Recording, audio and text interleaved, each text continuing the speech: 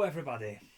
After a long break, I would love to welcome all of you on my video and the next Chopin analysis. In fact, I didn't finish yet all Chopin project because the project was mostly about pieces that Chopin published himself during his life. But there are also a lot of pieces that Chopin wanted to burn out. So after his death, which thanks God nobody did. But we have quite a lot of treasures there, like this one. The Waltz in E-major, opus posthumous. 19 years old Chopin. Chopin, who already visited Vienna, where of course he experienced and listened to many waltzes. Waltzes by Strauss, by Schubert, by all the Viennese composers. So it's Chopin who completely changed his mind, because before visiting Vienna, Chopin, like all Polish people, thought that waltz is like a popular pop music. So he didn't want to compose this kind of, cheap music. Then in Vienna he discovered that all the greatest composers are writing waltzes, and waltz is everywhere. In, of course, aristocratic houses, on the parties. This was the way to spend time, by listening to beautiful waltzes and by dancing waltzes. But of course, composers who wrote waltzes for piano, they mostly wrote them just to be listened to, not really to be danced for. And this also is a kind of salon piece which Chopin kind of, I would say,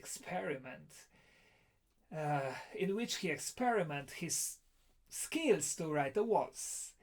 Because, as you know, he wrote before many mazurkas, but mazurka is something completely different, and I made another video about the difference between the rhythm between mazurka and the waltz. You can find it if you are interested.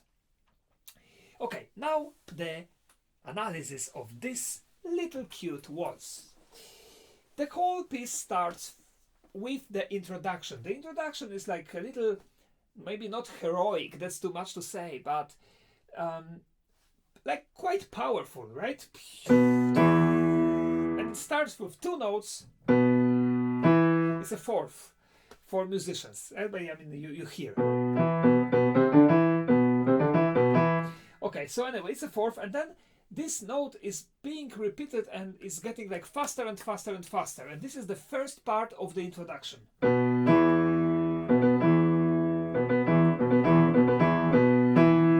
And then the second part of introduction is, you tell me, what happens here?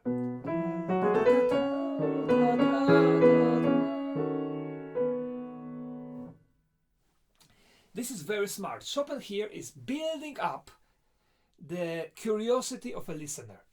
He is, in a way, kind of playing with us.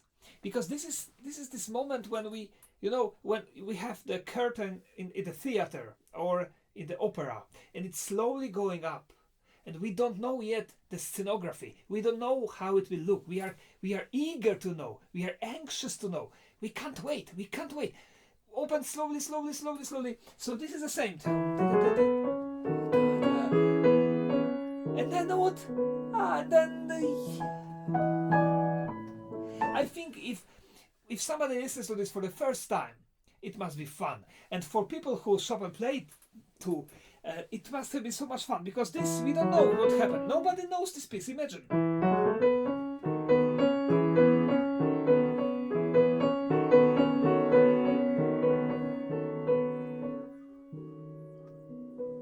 And it can be anything.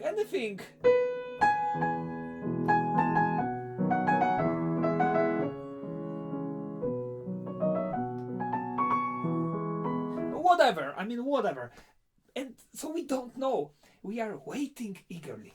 And then starts the waltz number 1, which is actually fantastic. It's fantastically composed. Just listen to the first phrase.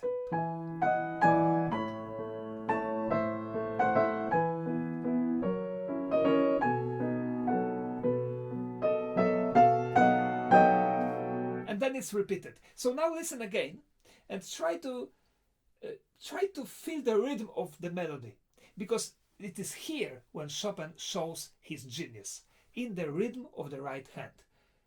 Try to sing or clap and you will probably feel what I want to tell you.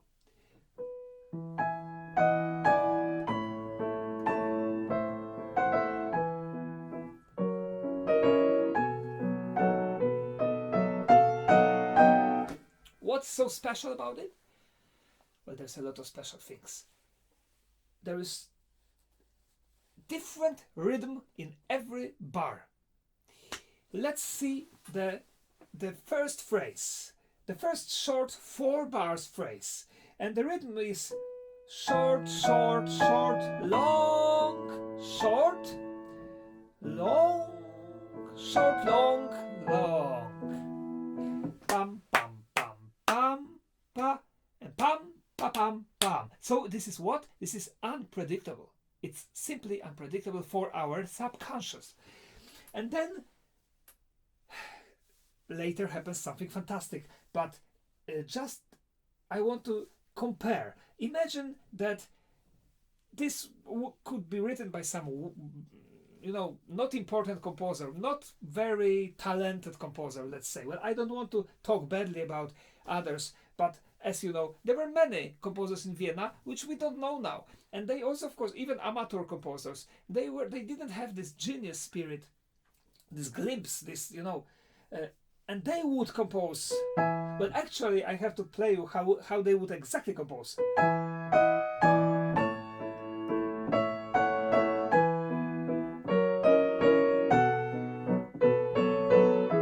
And we wouldn't like to hear this more. I mean, this is a typical salon, right?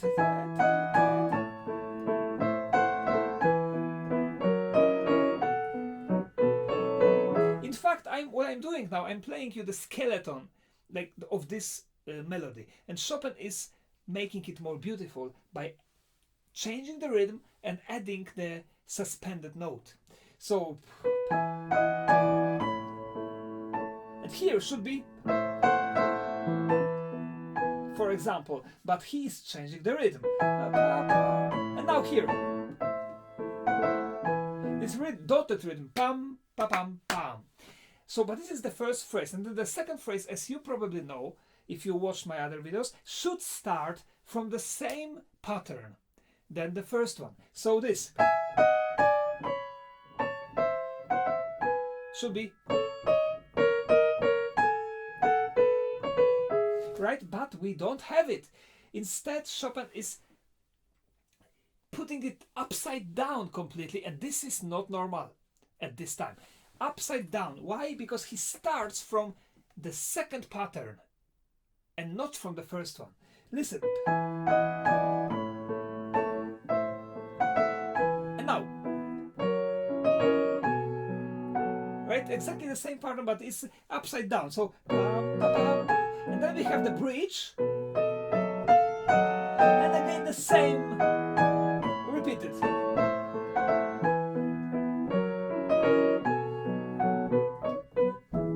That's the end of the first waltz. Then we have waltz number 2, which I call, for myself and for you to describe this music, I call it 2 sisters. Why 2 sisters? Well, you have to use imagination when you are a pianist, when you are an artist. So let's do it. Let's imagine some story for children, And in this story, there are 2 beautiful sisters, older and smaller, and younger. And older is mature, is serious, is responsible, and also is passionate, like a woman. And younger is completely different, like in real life. If you have siblings, you probably know that usually siblings are, if they are from the same mother, the same father, but they are completely different, one from another one. character is different, and sometimes style of living is different, and you probably smile if you have a brother or sister. You now smile, laugh at, oh yes, he is right, my sister is completely different than me, or my brother is just a complete opposite. I'm sure it's like that. Maybe not with twins, but even with twins it can happen. Anyway, here we have two sisters, so the second little one is like a little one. It's very joking like, and very, you know, like free, just just happy and joking. Well, music speaks by itself, so let's just listen to these two sisters.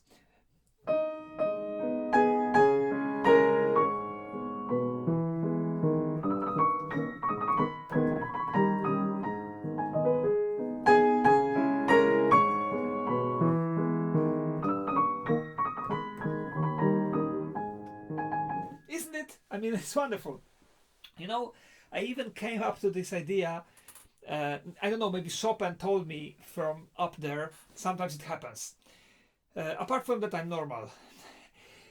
That he probably wrote this piece for some, maybe two sisters, exactly, two ladies who were sisters who he knew, and when he played for them for the first time, when he was playing, just imagine Chopin, young, 19 years old, he loves to joke, you know, it was still before the uprising. So it's not Chopin who is like, oh my god, I want to die, oh my god, I'm so sad, oh my god, I suffer so much, I'm so sick, and I'm so sad and depressed.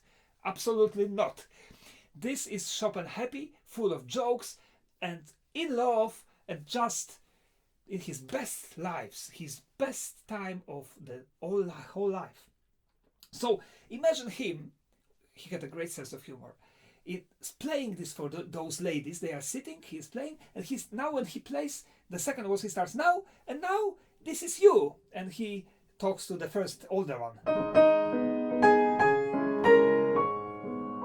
And now this is you to the little one. And now this is again you. Now again you. Well, I see that very clearly, and I love it. So this is waltz number 2, and then comes back waltz number 1 without any changes.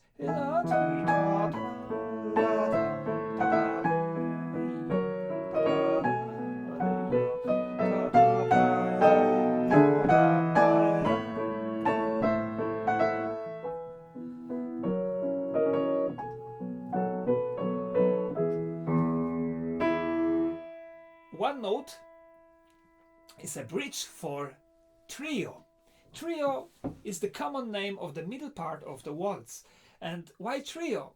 Because it's for 3 voices, 3 instruments? No, not anymore, by any rate. It used to be in the Baroque. The middle part of pieces, it was played by 3 instruments, but now it's not, but the tradition stayed, so they called it a trio. And the trio is very different. And now let's see these differences and see where Chopin could take inspiration from. Which composer? First of all, the left hand, with the left hand in the first part was just a simple waltz rhythm. As you can see, one bass and then the chord here. Chord means many notes together, right? 3. Here in the trio we don't have chords, we only have like one voice. Of course we still have the waltz rhythm.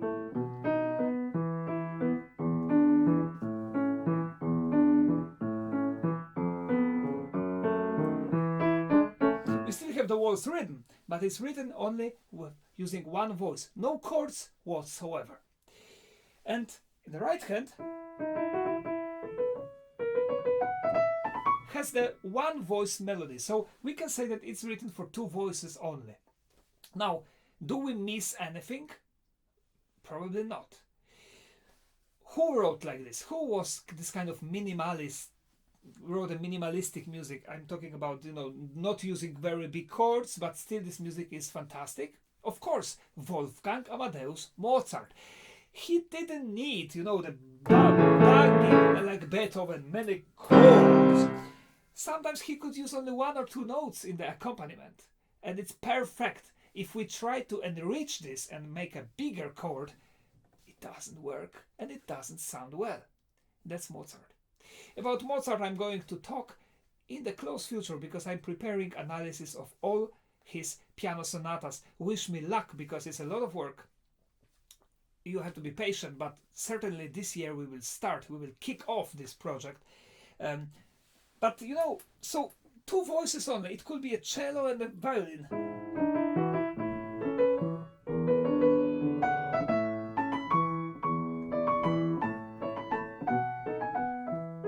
We don't miss anything, but if Chopin decided not to write like this, it would also sound well. So, for example,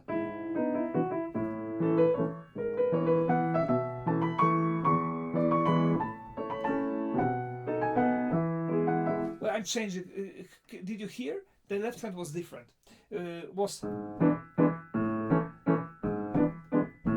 Of course, it still sounds okay. But now let's talk a little bit about the structure and especially the fantastic ideas that Chopin put in here. Again, like always in Chopin, we have 2 phrases. This time they are very different from each other. The phrase number 1 is again very irregular when it comes to the rhythm. Chopin is very imaginative. He is using his imagination by changing the rhythm. Listen. And now instead of doing the same rhythm, he's changing.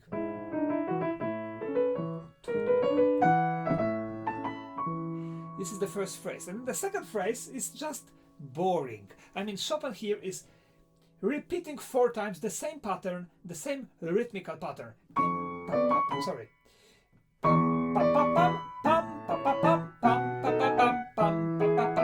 Well, of course, it's not boring, it's done on purpose, but we can call it boring comparing to the previous one, which is very interesting.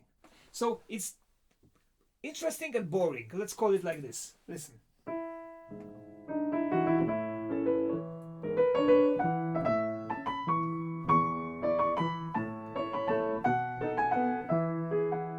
And then it's repeated.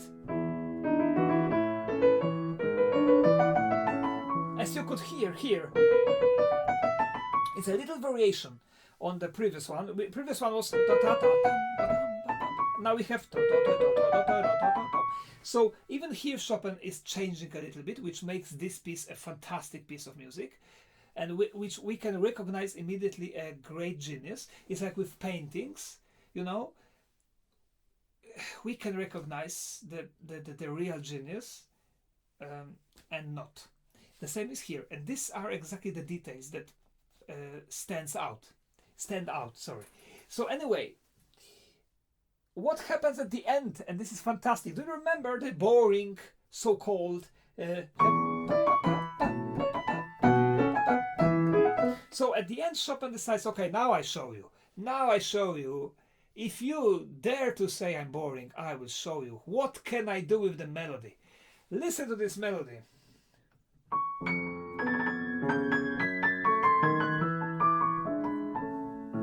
Voila! And now you write something like this.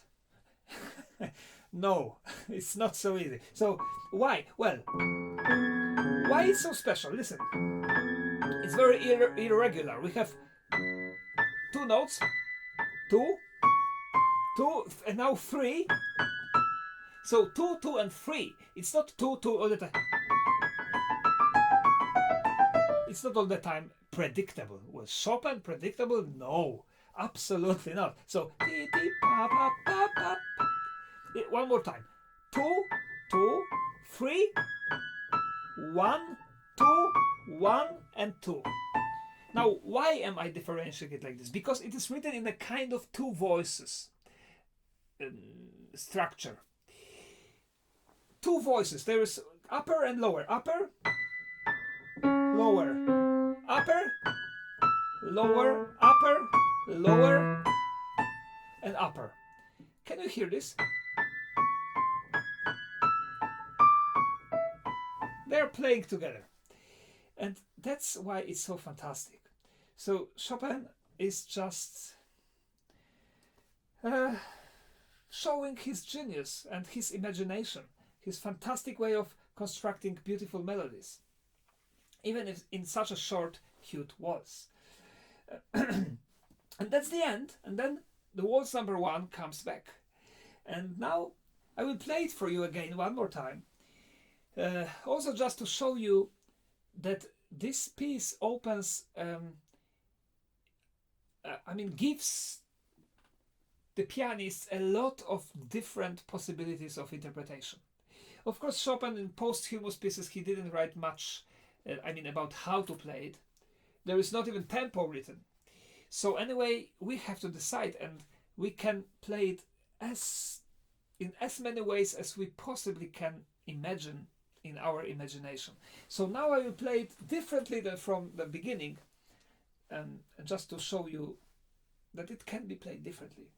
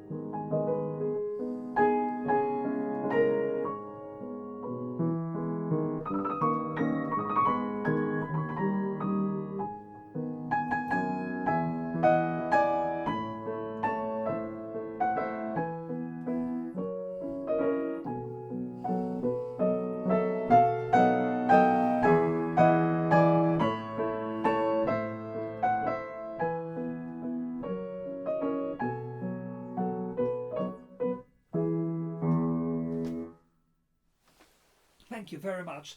And as you can see, this is a real challenge for me, for any pianist, but for me especially because I have too many ideas. A challenge to decide one version for recording, which I'm going to do in the future, in a close future actually, to record all Chopin's music for piano. One version of this, well, it seems impossible to me. I don't know what to do and which version to choose, because every time it will be spontaneous, different ideas of just having fun with this beautiful music. If you play the piano, I recommend you to learn it. It's not that difficult. And it gives so much satisfaction to play it for yourself, but also for others. It makes people smile and happy. Thank you very much for watching. If you don't know my other videos of analysis, you are kindly invited to watch them. There is a lot of them. There is more than 170 videos in English only about all Chopin's music for piano published during his life. So you are kindly invited to watch them if you want.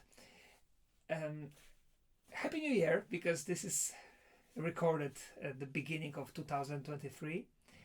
And all the best, and see you again in my next analysis. Bye bye.